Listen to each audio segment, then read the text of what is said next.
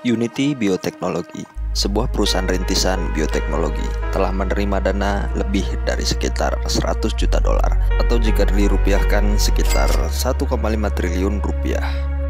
Dana itu diberikan dari bos Amazon, yaitu Jeff Bezos. Investasi besar ini punya satu tujuan, yaitu untuk menemukan obat yang dapat memperpanjang umur manusia dan mencegah banyak sekali penyakit yang berkaitan dengan penyusutan usia manusia.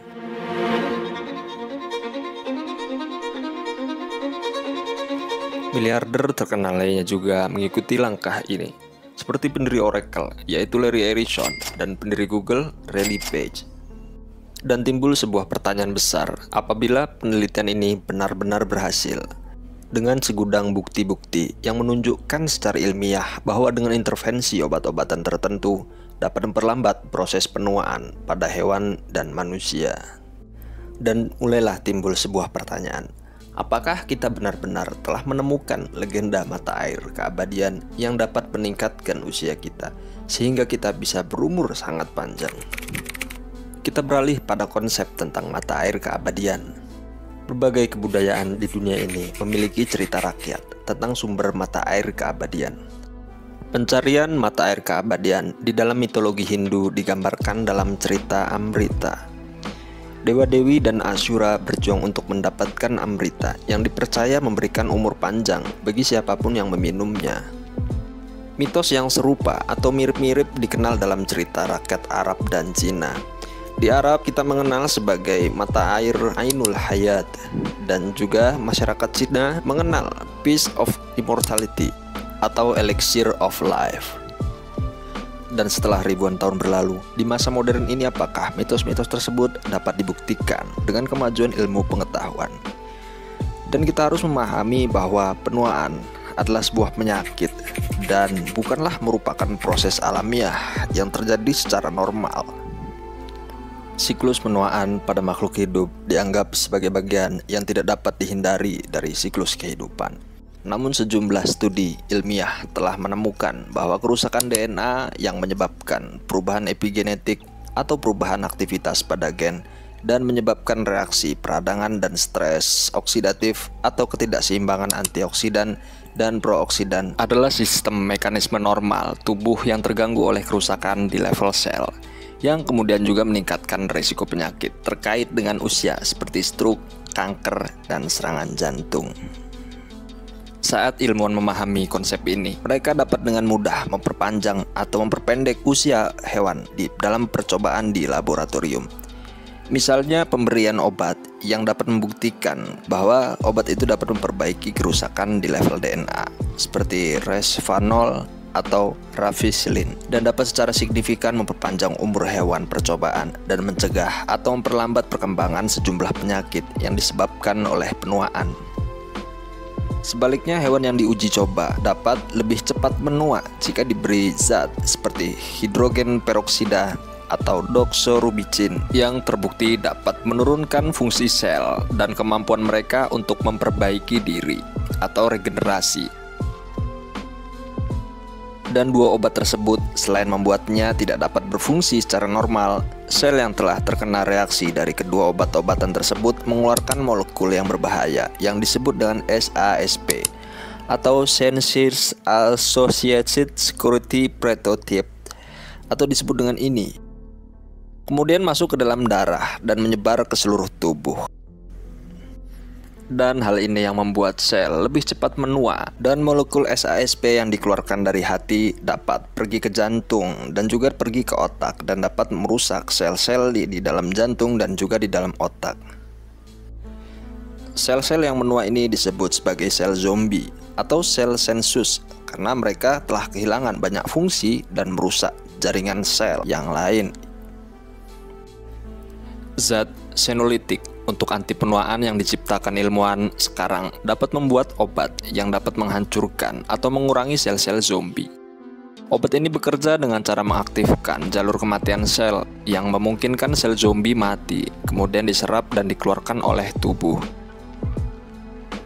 Penelitian awal pada hewan telah menunjukkan bahwa penggunaan obat senolitik dapat mengurangi pembentukan plak atresekolik dan berbagai penyakit terkait penuaan lainnya. Ini adalah sebuah kondisi di mana kolesterol menempel pada dinding pembuluh darah yang menurunkan resiko penyakit jantung dan stroke.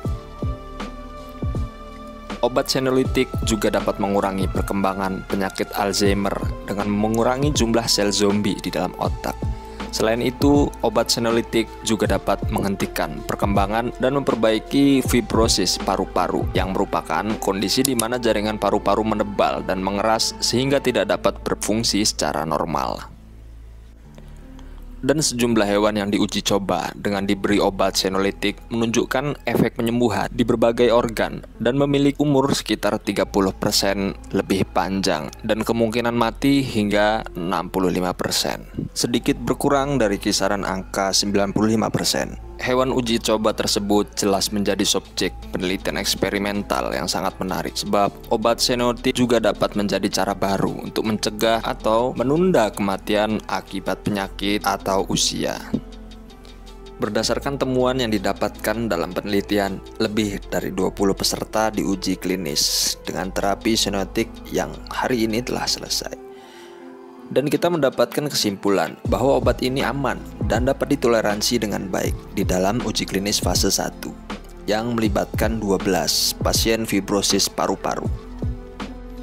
Penemuan ini menjadi dasar untuk uji klinis pada tahap berikutnya.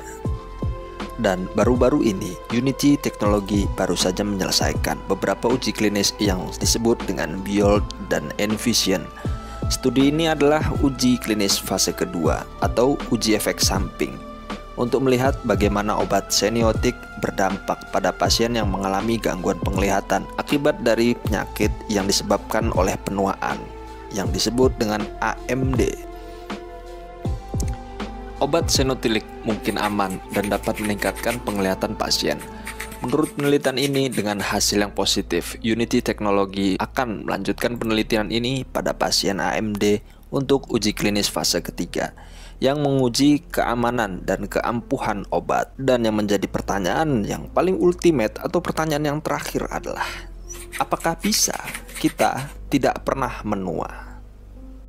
Dan pada kesimpulannya, obat senolytik masih dalam proses perkembangan yang butuh untuk mendapatkan uji klinis yang selanjutnya karena belum bisa disebarluaskan kepada masyarakat luas dan juga dampaknya belum begitu signifikan, atau gampangannya penelitian ini belum mencapai fase final.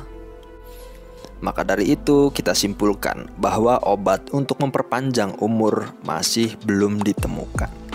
Namun dengan pesatnya perkembangan ilmu pengetahuan dan besarnya dana yang dialokasikan untuk penelitian anti penuaan, maka mata air keabadian yang dulu hanya diceritakan melalui mitos-mitos belaka, maka kemungkinan akan ditemukan tidak lama lagi.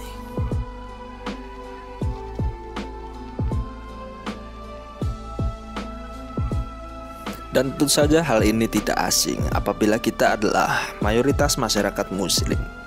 Di dalam Islam kita mengenal dengan adanya mata air Ainul Hayat yang merupakan mata air kehidupan yang berkaitan dengan kisah Nabi Khidir alaihi salam yang sudah dikenal oleh banyak ulama. Dan kita semua sepakat bahwa Nabi Khidir dipanjangkan oleh Allah umurnya sampai dengan hari kiamat kelak, dikarenakan dahulu beliau pernah meminum mata air Ainul Hayat. Kisah Nabi Khidir yang meminum air Ainul Hayat bersumber dari sebuah riwayat As-Sabi yang didasarkan pada Imam Ali radhiyallahu anhu.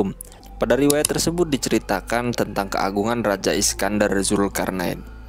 Zulkarnain adalah raja agung yang mampu menaklukkan dunia timur dan juga dunia barat. Meski kekuasaannya luas, beliau tetap menjadi orang yang tidak sombong dan juga tetap rendah hati. Dan justru Raja Zulkarnain ini menjadi salah satu raja yang paling beriman dan paling bertakwa kepada Allah. Suatu ketika sekitar tahun 322 sebelum Masehi, Raja Zulkarnain berjalan di atas bumi menuju ke tepi belahan bumi yang lain. Di dalam sebuah perjalanan tersebut Allah mengutus malaikat Rafail untuk mendampingi Raja Zulkarnain. Di tengah perjalanan, Zulkarnain berkata kepada malaikat Rafail, "Wahai malaikat Rafail, ceritakan kepadaku tentang ibadah para malaikat di langit." Dan Rafail kemudian menjawab, "Ibadah para malaikat di langit diantaranya ada yang berdiri, tidak mengangkat kepalanya selama-lamanya. Ada ada yang sujud dan tidak mengangkat kepalanya selama-lamanya. Dan ada pula yang ruku dan tidak mengangkat kepalanya selama-lamanya. Dan ketika Raja Zulkarnain mendengar pernyataan tersebut, maka Raja Zulkarnain termenung. Dia membayangkan bagaimana kalau misalkan beliau juga sama seperti malaikat-malaikat ini yang bisa hidup selama-lamanya. Karena memang Raja Zulkarnain dikenal sebagai raja yang senang beribadah kepada Allah. Dan ketika raja sedang duduk termenung, maka malaikat Rafael ini menceritakan kepada Raja Zulkarnain bahwa di dunia ini ada yang namanya mata air Ainul Hayat, yang barang siapa yang meminumnya maka beliau akan dipanjangkan umurnya sampai dengan hari kiamat. Dan ketika raja tahu tentang informasi mata air keabadian ini atau Ainul Hayat, maka sang raja akan mengumpulkan semua penasihat-penasihatnya untuk mencari di mana mata air Ainul Hayat tersebut. Dan salah satu dari penasihat-penasihat dan pengawalnya di situ ada Nabi Khidir yang ikut serta dalam mencari mata air Ainul Hayat. Dan di dalam sebuah riwayat yang bernama Janibal Al-Ma'rifat dikatakan mereka menempuh perjalanan jauh untuk mencari mata air Ainul Hayat hingga menjumpai tempat keluarnya matahari tepat pada arah kiblat. Mereka diketahui melakukan perjalanan selama 12 tahun. Dan begitu sampai di tepi bumi yang gelap itu, dikisahkan gelapnya seperti azab, bukan seperti gelapnya waktu malam. Kemudian Raja Zulkarnain masuk ke tempat tersebut dengan didampingi oleh Nabi Khidir. Dan saat mereka berjalan, Allah memberikan wahyu kepada Nabi Khidir. Sesungguhnya Ainul Hayat berada di sebelah kanan jurang, dan Ainul Hayat itu aku khususkan untukmu. Dan setelah mendapatkan wahyu tersebut, kemudian Nabi Khidir berjalan ke sebelah kanan jurang, dan didapatinya olehnya mata air Ainul Hayat yang dicarinya itu. Dan Nabi Khidir kemudian melepas pakaiannya menuju mata air Ainul Hayat untuk mandi dan meminum airnya. Setelah Nabi Khidir mandi dan meminum mata air Ainul Hayat, dia pun menemui Zulkarnain yang tidak pernah tahu tentang kejadian tersebut. Sementara Raja Zulkarnain dikisahkan berkeliling selama 40 hari di tempat yang gelap gulita tanpa berhasil menemukan letak mata air Ainul Hayat, dikarenakan tempat itu memang gelap gulita ya. Dan pada akhirnya Raja Zulkarnain memang tidak pernah menemukan mata air Ainul Hayat, dikarenakan yang mendapatkan wahyu di mana letak mata air itu hanyalah Nabi Khidir.